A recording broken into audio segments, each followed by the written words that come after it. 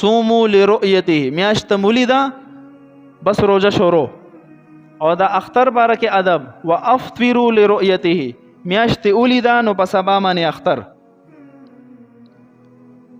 د دې حدیث دویمه ټوکړه دا فإن غم علیکم کو چرته در باندې میاش پټه شو یعنی اوریزه د پوریزه کې بیا پته نه لګي فاکملوا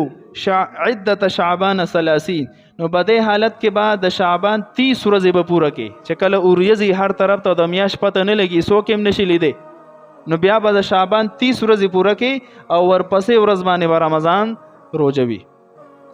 په دغه نسبت باندې د حدیث پرانا کې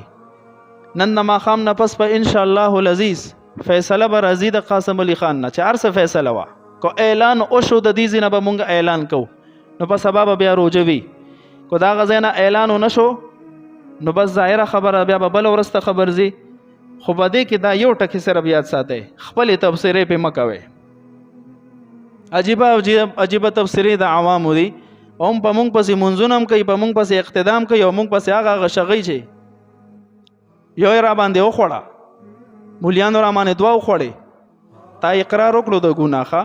تا پسې یو مولان کوړته نه دی درغلې چې شابه روزه ماته کا اونې سکنه ته دونه نیک سړی خو صرف دومره وایم چې تا په ځان باندې اقرار وکړو چې ما یو وخوړه نو اوس بر باندې کفاره لازمي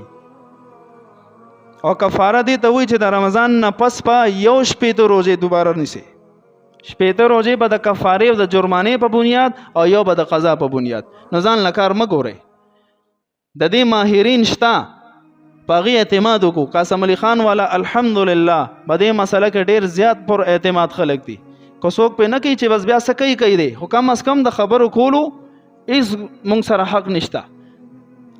زه یو ادنا مسلمان یم زه ستا ګناه په خپله ذمه نه اخلم تم زما ګناه په خپله ذمه نه اخلې یو ادنا مسلمان یم نو دا غریبانان خلک چې کم مهنت کوي دي د دې تمام امت مسلمه د فرض روزي ګناه ولې په خپل ذمه واخلي لیونیان دي. زه دلته ناست یم تاسو ته د روزي ادب بیانوم ما درته دا مو ویل چې د پښمنۍ د به د ټایم داخلېدو نه به 4-5 منټه مخکې روزه بندوي دې دپاره ویم چې روزه دې خرابه نشي.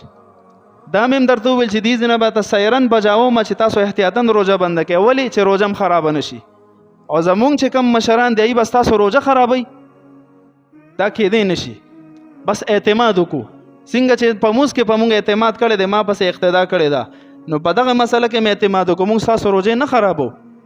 دا زمونږ محسنین خلک دي نو چې هلته نه اعلان وشو انشاءالله د دې ځای نه به اعلان کېږي.